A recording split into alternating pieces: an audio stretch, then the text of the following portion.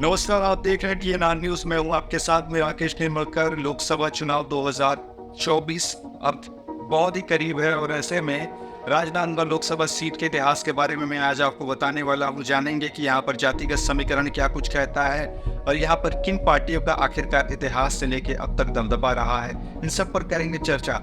दरअसल राजनांदगांव लोकसभा की सीट 1957 में अस्तित्व में आई थी। वहां से लेके अभी तक 17 बार चुनाव हो चुके हैं, जिसमें एक उपचुनाव भी शामिल है, जिसमें कांग्रेस पार्टी 9 बार, यानी सबसे ज्यादा कांग्रेस पार्टी ने 9 बार यहाँ पे जीत दर्ज की है। वहीं भारतीय जनता पार्टी ने 7 बार और जनता पार्टी ने 1 बार यहाँ से जीत दर्ज की है। अगर राजनांदगांव लोकसभा सीट की बात की जाए तो यहाँ पर कुल 4 जिले आते हैं, जिसमें से राजनांदगांव, कवर्धा, खैरागढ़, गंडई, छुई खदान और मोहला मानपुर, अंबागढ़ चौकी, ये 4 जिले आते हैं राजनांदगांव लोकसभा सीट में, जहां की कुल जनसंख्या 23 लाख की है और जिसमें सबसे ज्यादा अगर देखा जाए तो आदिवासी और लोधी समाज का दबदबा है। यहाँ पे दोनों क्रमशः 35% और 30% की अनुपात रखते हैं। और कुल मतदाताओं की संख्या की बात की जाए तो यहाँ पे 18,46,445 कुल मतदाता है, जिसमें से पुरुष मतदाता 9,22,092 हैं।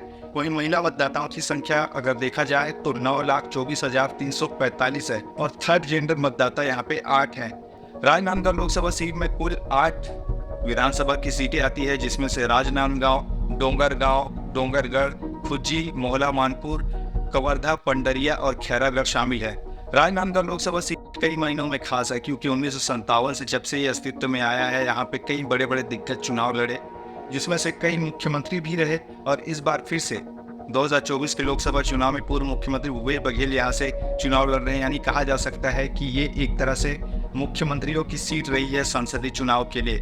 1957 में जब पहली बार यहाँ पे आम चुनाव हुआ तो खैरागढ़ के राजा थे वीरेंद्र बहादुर सिंह, इन्होंने पहली बार यहाँ से चुनाव जीता। जिसके बाद 1962 में दूसरा आम चुनाव हुआ, फिर से इनको चुनावी मैदान में उतारा गया कांग्रेस पार्टी की तरफ से। इन्होंने फिर से जीत दर्ज की 1962 में वीरेंद्र बहादुर सिंह ने। और वहीं पर अगर बात की जाए 1967 में जब आम चुनाव हुआ तो खैरागढ़ राज परिवार से ही पद्मावती देवी चुनावी मैदान में रही, इन्होंने भी जीत दर्ज की। 1967 के आम चुनाव में कांग्रेस पार्टी यहाँ से लगातार तीसरी बार जीत दर्ज करती रही। वही जब 1971 में आम चुनाव हुआ तो उसमें राम सहाय पांडे, इनको चुनावी मैदान में उतारा गया और ये मुंबई से आकर राजनांदगांव में लड़े। यानी अब सोचिए, राजनांदगांव सीट और कहा मुंबई, वहां से लोग आकर यहाँ भी लड़े हैं। यानी राम सहाय पांडे ने 1971 में जीत दर्ज की, जो मुंबई से आकर राजनांदगांव लोकसभा सीट से चुनावी मैदान में रहे। लेकिन 1977 में जब चुनाव हुआ तो यहाँ से जनता पार्टी के मदन तिवारी, जो कि डोंगरगांव से बिलोंग करते थे, ये वहां से चुनाव जीते, क्योंकि ये आपातकाल का समय था और आपातकाल में इंदिरा गांधी के खिलाफ जनता में एक तरह से रोष का भाव था और यहाँ पे जनता पार्टी को इसका फायदा मिला और मदन तिवारी यहाँ से सांसद चुनकर दिल्ली गए। वही छठवां आम चुनाव होता है 1980, जहां पर शिवेंद्र बहादुर सिंह को कांग्रेस पार्टी एक बार फिर से मौका देती है और ये फिर से जीत दर्ज करते हैं। यानी शिवेंद्र बहादुर सिंह यहाँ से फिर जीत दर्ज करके आते हैं। और 1984 में जब फिर से आम चुनाव हुआ तो फिर से शिवेंद्र बहादुर ने लगातार दूसरी बार जीत दर्ज की, खैरागढ़ राज परिवार से आते हैं। और उसके बाद जब 8वां आम चुनाव हुआ 1989 में तो धर्मपाल गुप्ता ये दुर्ग से आकर लड़े।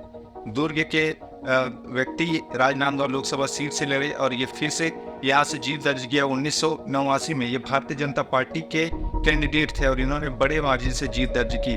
वहीं 1992 में फिर से चुनाव हुआ तो शिवेंद्र बहादुर सिंह फिर से चुनाव मैदान में थे और ये फिर से जीत दर्ज करके आए। वहीं जब 10वां आम चुनाव हुआ 1996 में तो अशोक शर्मा यहाँ से जीते।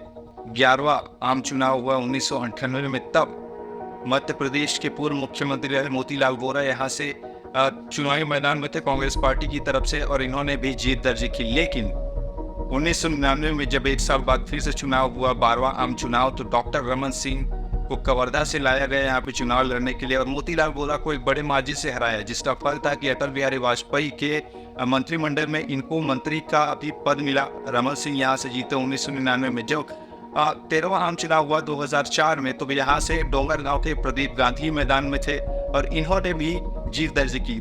लेकिन इसके बाद 2007 में यहाँ पे उपचुनाव हुआ तो खैरागढ़ राज परिवार से देवव्रत सिंह यहाँ से चुनावी मैदान में थे। चुनाव इन्होंने भी जीता, लेकिन देवव्रत सिंह को 2009 में हुए 15वें लोकसभा चुनाव में मधुसूदन यादव ने हराया, जिसके बाद 2014 में हुआ 16वां आम चुनाव, जिसमें डॉक्टर भगवत सिंह के सुपुत्र अभिषेक सिंह को चुनावी मैदान में भारतीय जनता पार्टी ने उतारा और इन्होंने भी बड़े मार्जिन से जीत दर्ज की, लेकिन परिवारवाद का तमगा न लगे इसलिए उनका टिकट काटा गया 2019 के लोकसभा चुनाव में।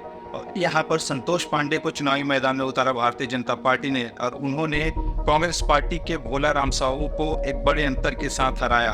और इस बार फिर से 18वें लोकसभा चुनाव में कांग्रेस पार्टी ने इस बार भूपेश बघेल को चुनावी मैदान में उतारा है, तो वहीं सीटिंग सांसद संतोष पांडे को भारतीय जनता पार्टी ने फिर से मौका दिया है। देखना बड़ा ही महत्वपूर्ण होगा कि इन दोनों के बीच में किस ढंग का मुकाबला होने वाला है, क्योंकि काफ़ी ज़्यादा हाई प्रोफाइल सीट ये है, क्योंकि कांग्रेस पार्टी ने भूपेश बघेल को इस बार चुनावी मैदान में उतारा है। बहरहाल आप क्या सोचते हैं इस लोकसभा सीट के बारे में, हमें कॉमेंट में बताएं। आगे भी मैं आपको छत्तीसगढ़ के अलग अलग लोकसभा सीटों के इतिहास के बारे में जानकारी देता रहूँगा। बने रहिए TNR न्यूज़ के साथ। नमस्कार।